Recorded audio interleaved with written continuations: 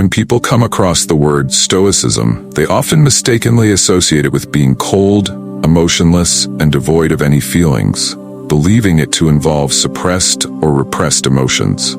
However, after spending countless hours deeply engaging with the study of Stoicism, writing about it, thinking about it philosophically, and applying its principles to my own life, I can confidently say that this is a complete misconception. This belief is neither backed by the extensive scholarship available on the subject, nor by the way Stoicism is genuinely practiced. The reality is that much of what people assume about Stoicism is based on stereotypes that are completely disconnected from its actual teachings and philosophy. These misconceptions and misunderstandings are exactly what we're going to clarify and address in today's video. Stoics don't suppress emotions. One of the main reasons people criticize or dismiss Stoicism is because they perceive it as advocating for the suppression of emotions.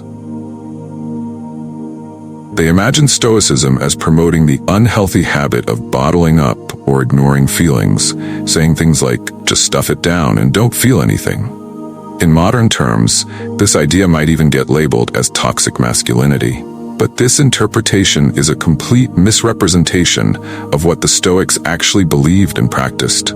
Seneca, one of the most prominent Stoic philosophers, explicitly stated that no amount of philosophical insight or reasoning can take away natural human emotions. The Stoics, in fact, wrote some of the most profound and insightful essays on topics like grief and anger. These writings aren't about denying emotions or pretending they don't exist. They're about understanding them, analyzing their roots, and recognizing that giving yourself over to them entirely can often be detrimental to your well-being. They were never about suppression, but rather about healthy processing and rational management of emotions. The ability to carefully examine and rationally comprehend our emotions is what defines Stoicism. A Stoic isn't someone who feels nothing or becomes a robot. They are simply someone who strives to maintain a balance by not letting emotions completely control their decisions.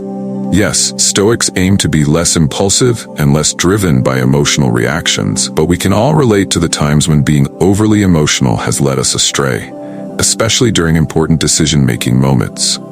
For the Stoics, the practice of journaling was a vital tool in this emotional process. Anne Frank once wrote that, "Paper is more patient than people," and this sentiment echoes deeply in Stoicism.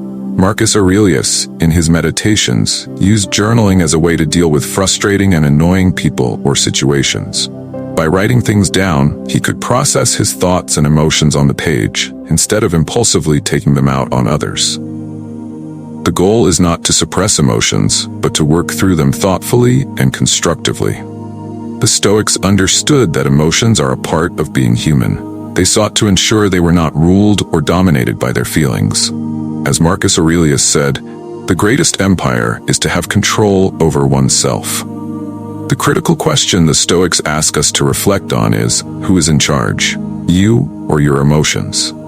Their philosophy emphasizes achieving a state of calm and clarity, often called ataraxia or stillness.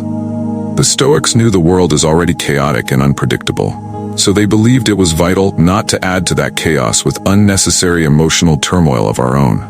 Stoicism doesn't teach us to become emotionless automatons. It encourages us to approach life with calmness, understanding, and emotional resilience.